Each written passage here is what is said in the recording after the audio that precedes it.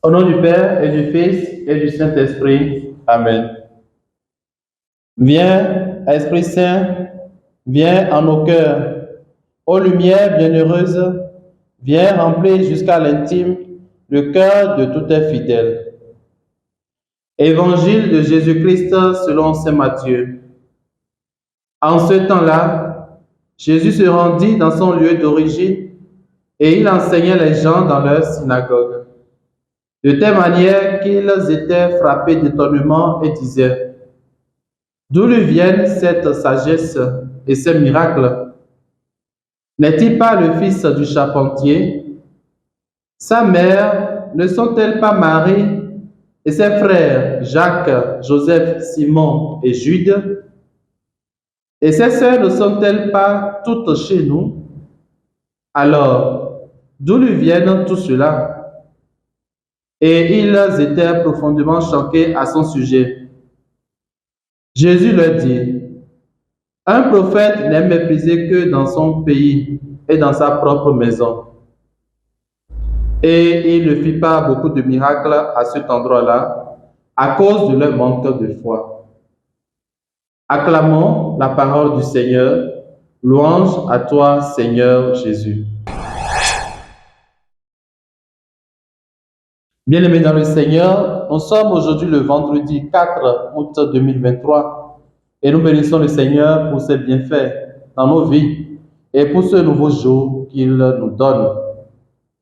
L'Église fait mémoire aujourd'hui de Saint Jean-Marie Vianney, encore appelé le Saint Curé d'Ars, et est le saint patron des prêtres, immense figure de simplicité et de foi. Ce matin, frères et sœurs, ayez une pensée pieuse pour vos prêtres dans vos différentes prières. L'évangile de ce jour nous présente Jésus qui retourne chez lui et prêche la parole de Dieu. Mais ceux qui l'écoutent ont le cœur fermé.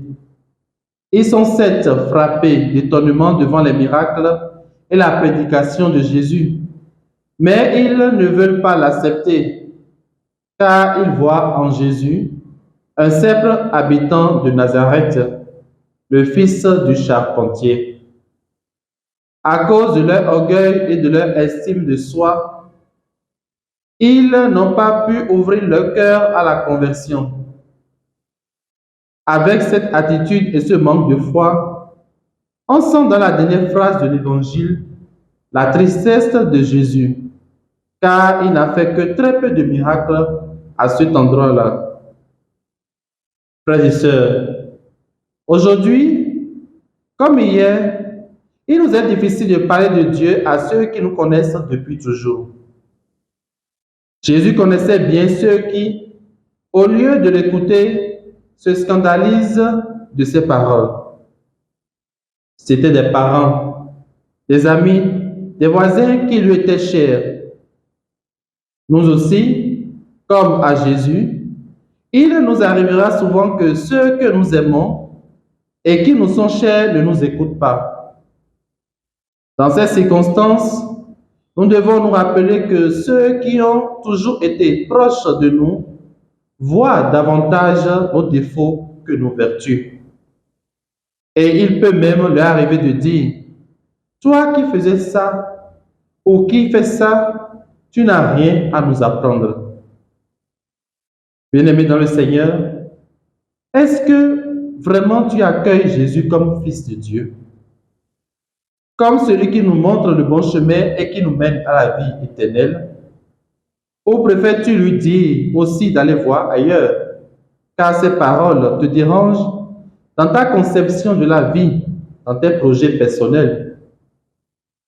Que Saint Jean-Marie Vianney, le Saint Curé d'Ars, intercédez pour tous et chacun de nous.